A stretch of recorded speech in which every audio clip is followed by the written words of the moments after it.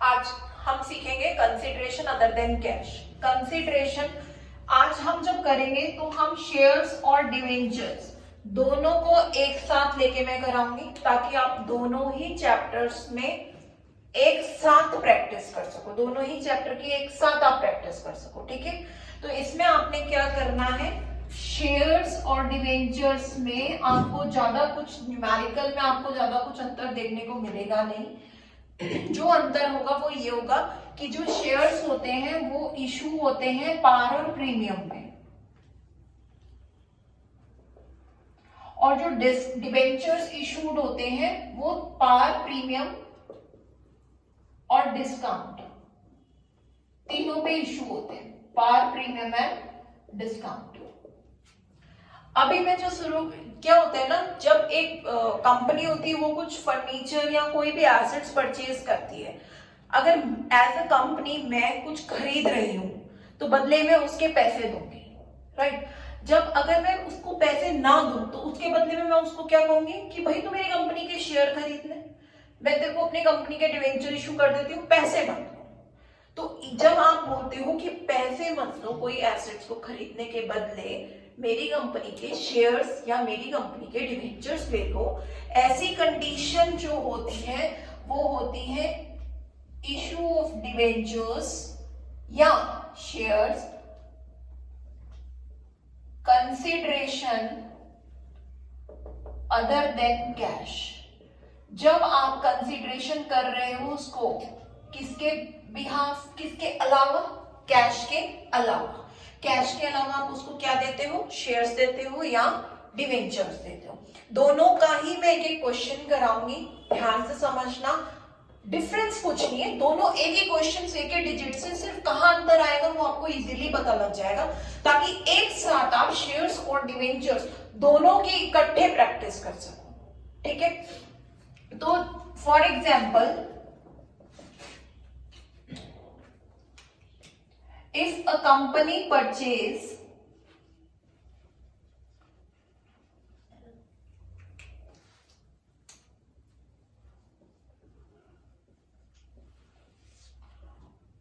assets of rupees 1,10,000, अगर एक assets खरीदा कंपनी ने 1,10,000 का, ठीक है, फ्रॉम बी लिमिटेड, एसेट्स खरीदा गया बी लिमिटेड। अगर यहां पे फ्रॉम अनदर कंपनी लिखा हुआ होता और एसेट्स किससे खरीदे हैं ये बात नहीं बताई होती, ठीक है, तो आप उस कंडीशन में आप क्या करोगे, आप वहां पे वर्ड लिखोगे वेंडर। क्या वर्ड लिखोगे, वेंडर। अभी तो मैं यहाँ पे बी लिमिटेड लिखूंगी आपसे, लेकिन अगर ऐसा लिखा होगा कि purchase assets from another company, तो उस केस में आप वहां पे वर्ड यूज करोगे कि हमने खरीदा एसेट्स, किससे खरीदा, वेंडर से। वेंडर का मतलब क्या होता है, विक्रेता, सेलर। ठीक है, अब आपने खरीदा और यहाँ पे जब आपने एसेट्स खरीदा तो इसमें आपने 3 कंडीशन में उसको परचेज कंसिडरेशन किया। जब आपने उसको पैसे देने के लिए जो भी सहमति आपकी हुई, आपने कहा 1,10,000 के एसेट्स में ले रही हूं, कंपनी ने कहा बी लिमिटेड को, और बदले में मैं आपको शेयर्स दे रही हूं एट पार पे, एट प्रीमियम पे या एट डिस्काउंट पे। 3 कंडीशन। अब डिस्काउंट तो शेयर्स में होता नहीं है, डिस्काउंट वाली कंडीशन कहां आएगी, डिवेंचर्स में आएगी। यहां तक समझ में आया, सिंपल सा क्वेश्चन है। अब इसमें आपने क्या करना है, सबसे पहले आप जनरल एंट्री पास करोगे कि आपने खरीदे एसेट्स। तो जब आपने एसेट्स खरीदे तो आप एंट्री लिखोगे एसेट्स या sundry assets, assets account debit to. ये एसेट्स हमने किससे खरीदे, बी लिमिटेड से। अगर बी लिमिटेड नाम ना देके उन्होंने कहा purchase assets from another company, then यहां पे मैं लिखती वेंडर्स अकाउंट। अभी मैं क्या लिख रही हूं, बी लिमिटेड। मैंने एसेट्स खरीदे कितने रुपए के, 1,10,000 के, तो मैंने लिख दिया यहाँ पे मेंशन कर दिया जनरल एंट्री में कि 1,10,000 के एसेट्स खरीदे गए। ठीक है, अब हुआ 3 केस।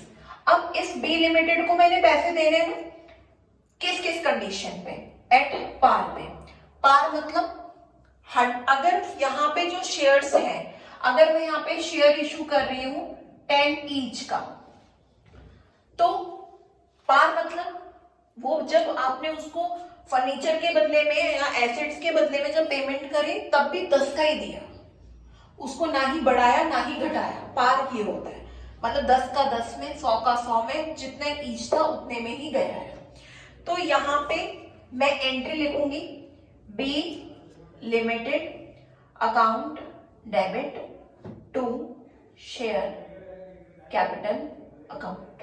अगर इक्विटी शेयर होगा तो इक्विटी शेयर कैपिटल आएगा, और अगर प्रेफरेंस शेयर होगा तो यहाँ पे प्रेफरेंस शेयर कैपिटल आ जाएगा। ठीक है, अब मैंने यहाँ पे बी लिमिटेड को 1 लाख पार है, तो हमने कुछ नहीं, नंबर ऑफ डिवेंचर्स भी आपको निकालने की जरूरत है नहीं। ठीक है, तो आपने सीधा लिखा 1,10,000। पार मतलब पूरा का पूरा पैसा उसको उतने में दे दिया, ना प्रीमियम है ना कुछ। सेकेंड कंडीशन है आपकी, जब आपकी बात यहाँ पे हो रही है किससे, प्रीमियम से। प्रीमियम मतलब 10%, प्रीमियम मतलब 10 का 10%, यानी कि 1 रुपए जो है वो क्या है, प्रीमियम है। इस केस में सबसे पहले मैं जब वर्किंग नोट निकालूंगी तो वर्किंग नोट में मैं एट प्रीमियम वाले के लिए नंबर ऑफ डिवेंचर्स मुझे निकालने पड़ेंगे, और याद रखना कि इसके भी मार्क्स होते हैं। ठीक है, तो नंबर ऑफ डिवेंचर्स कितने रुपए मैंने उस वेंडर को देने हैं, बी लिमिटेड को मैंने कितने देने हैं, 1,10,000। ठीक है, हाँ, यहाँ पे हमने कितने उसको शेयर्स हमने कितने देने हैं, 1,10,000 रुपए के शेयर्स देने हैं, और प्रीमियम है 10 का ईच और 1 रुपए प्रीमियम। समझ में आया? अभी हो गया 1,10,000 अपॉन 11 वन 11, तो मेरे पास नंबर ऑफ डिवेंचर्स आ गए 10,000, ये आ गया नंबर ऑफ शेयर्स। अब अगर डिवेंचर होगा तो वहां पे डिवेंचर लिखना है।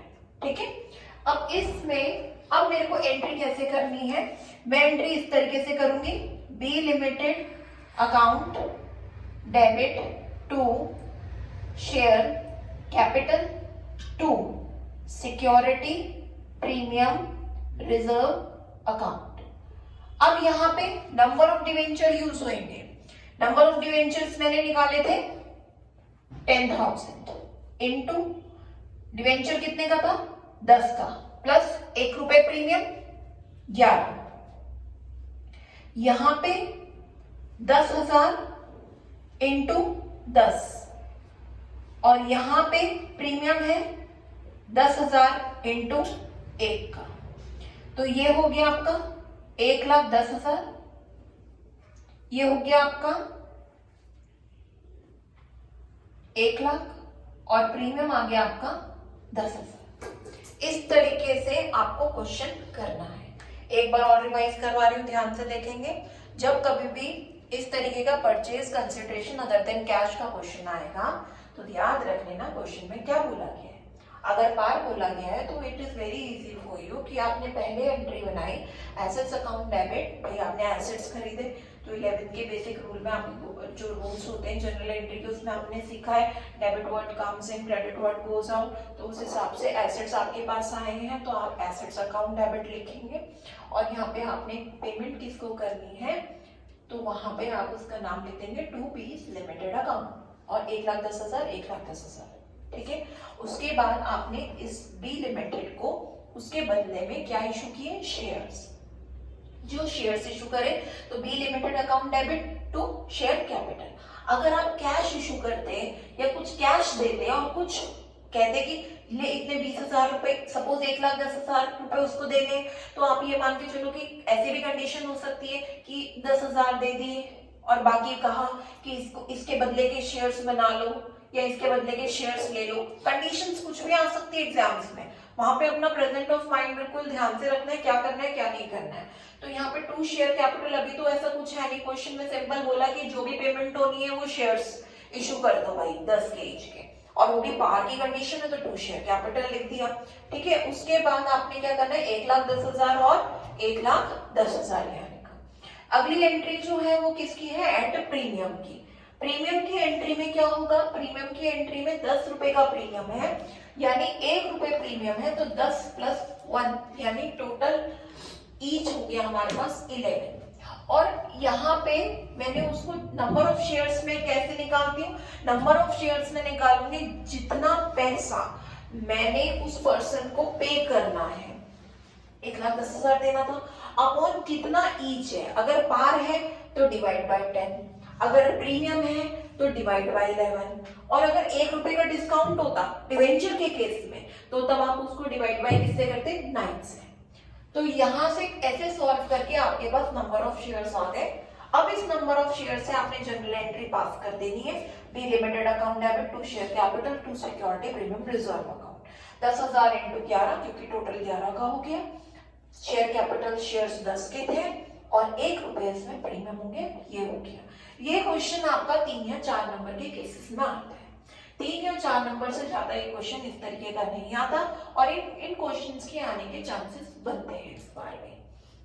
अब यही सेम क्वेश्चन में डिवेंचर के लिए उठा रही हूं, तो ध्यान देंगे।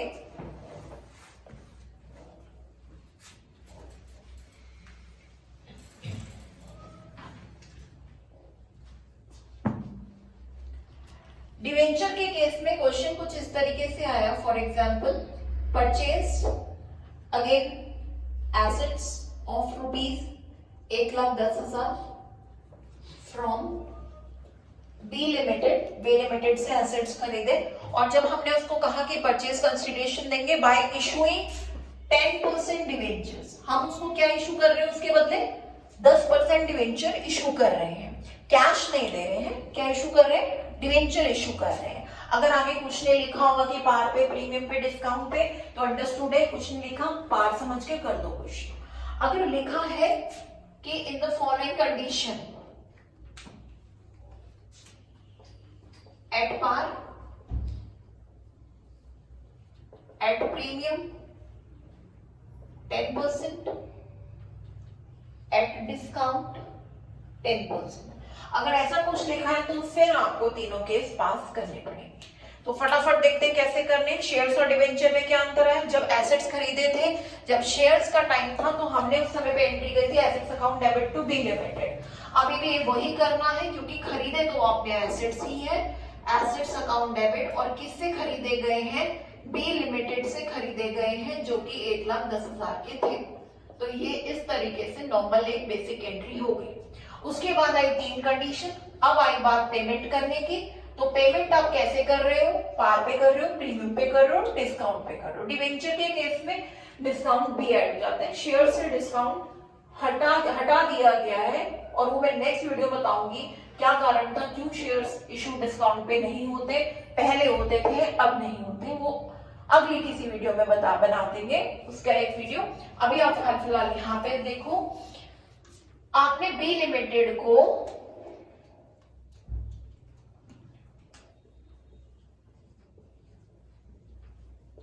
पैसा दिया, नहीं, आपने उसको डिवेंचर दिया। डिवेंचर का परसेंटेज दे रखा है 10%, डिवेंचर अकाउंट, पार दिया तो ना प्रीमियम लगाना है ना डिस्काउंट लगाना है, ठीक है। तो कितना आ गया आपका 1,10,000, 1,10,000। इस क्वेश्चन में नंबर ऑफ डिवेंचर्स निकालने की आप लोगों को जरूरत होती नहीं है, क्योंकि निकालोगे तब भी वही आएगा। देखो करके देखो, यहाँ पे अगर मैं नंबर ऑफ डिवेंचर निकालने चलूं तो मैं ऐसे ही तो करूंगी, 1,10,000 और डिवाइडेड बाय 100। डिवेंचर के केस में 100 ईच होता है, तो कितना डिवेंचर आया आपका, 1100 डिवेंचर्स आए। तो मैं क्या करूंगी यहाँ पे 1100 इंटू 100, तो भी इतना ही आएगा। इसलिए पार में कुछ नंबर ऑफ डिवेंचर निकालने की आप लोगों को जरूरत नहीं है। अब मैं बात कर रही हूँ किसकी, प्रीमियम की। प्रीमियम है 10%, तो मैं क्या एंट्री पास करूंगी, ध्यान से देख लो, B limited account debit to 10% debentures account to security premium reserve account. अब यहाँ पे क्या करना है, देखो इसमें और इसमें अंतर क्या आया, यहाँ पे वर्ड यूज हुआ शेयर कैपिटल और यहाँ पे वर्ड यूज हुआ 10% डिवेंचर्स। क्वेश्चन में जितना परसेंट होगा उतना परसेंट यहाँ पे लगा देना, नहीं कोई परसेंटेज है तो खाली डिवेंचर्स लिख देना, ठीक है। अब आपने इसमें भी आपने नंबर ऑफ डिवेंचर्स निकालने हैं, तो नंबर ऑफ डिवेंचर्स आप कैसे निकालेंगे, कितना पेमेंट आपने बी लिमिटेड को करना था, बी लिमिटेड को 1,10,000, तो यहाँ पे 1,10,000 आपने लिखा और डिवाइड आप कर दोगे 100 का, तो डिवेंचर है और प्रीमियम 10% मतलब 10 रुपए, तो ये हो गया 1,10,000 डिवाइडेड बाय 110, 0 से 0 कैंसिल, 11 1 11 और ये हो गया आपका 1000। तो नंबर ऑफ डिवेंचर कितने निकले आपके 1000। अब आपने क्या करना है 1000 into 110, then 1000 into 100, then 1000 into 10, क्योंकि प्रीमियम कितने का है 10 का है। अब इसके बाद यहाँ पे आपका बी लिमिटेड का आ गया 1,10,000, यहाँ पे आ गया आपका 1 लाख और यहाँ पे आ गया आपका 10,000, ठीक है। सेम है, जैसे यहाँ है वैसे ही वहां है, डिफरेंस जो आया है वो सिर्फ नाम में आया है, करना दोनों में सेम है। अब मैं डिस्काउंट की बात बता दूं, तो डिस्काउंट में आप क्या करोगे, बी लिमिटेड को हमने क्या देना है 10% डिवेंचर देना है, लेकिन कैसे देना है डिवेंचर, डिस्काउंट पे। तो यहां पे हम वर्ड यूज करते हैं discount on issue of debentures account debit. जब सिक्योरिटी प्रीमियम में वो क्रेडिट होता है तो डिस्काउंट डेबिट होएगा। अब आपने यहाँ पे भी नंबर ऑफ डिवेंचर्स निकाल लेंगे, तो नंबर ऑफ डिवेंचर्स कैसे निकालोगे भाई, मैंने बी लिमिटेड को 1,10,000 देना था, 100 रुपए का डिवेंचर है और 10 रुपए मेरा डिस्काउंट हो गया। 10 रुपए डिस्काउंट कैसे निकला, 100 पे 10%, 10 रुपए डिस्काउंट है तो माइनस होएगा, प्रीमियम है तो प्लस होएगा। तो यहां से हमने सॉल्व किया तो ये कुछ इस तरीके से है 1,10,000 डिवाइडेड बाय 90, ठीक है। इसको सॉल्व करो और फिर बताओ कितना आएगा।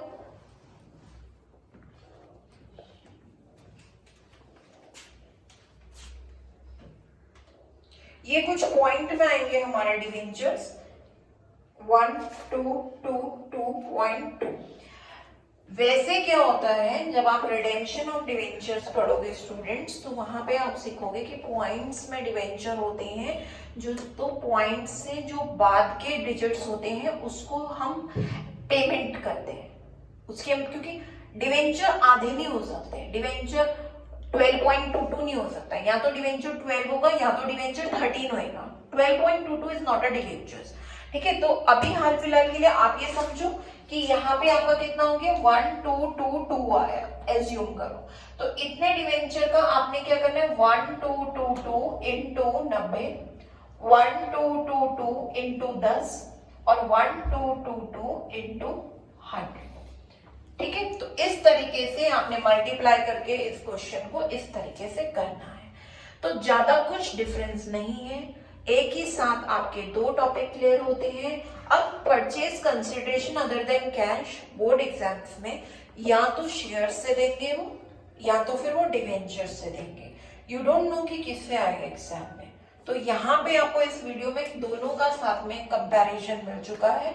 अगली वीडियो में हम इसी लेवल को थोड़ा सा और डिफिकल्ट वे में पढ़ेंगे, जो जैसे कुछ एसेट्स होते हैं, कुछ लाइबिलिटी होती है, डेबिट में कमी आएगी तो क्या होता है, क्रेडिट में कमी क्यों आएगी क्या होगा, तो एकदम शॉर्टकट तरीके से हम नेक्स्ट वीडियो में पढ़ेंगे नेक्स्ट चीज को। तब तक के लिए थैंक यू।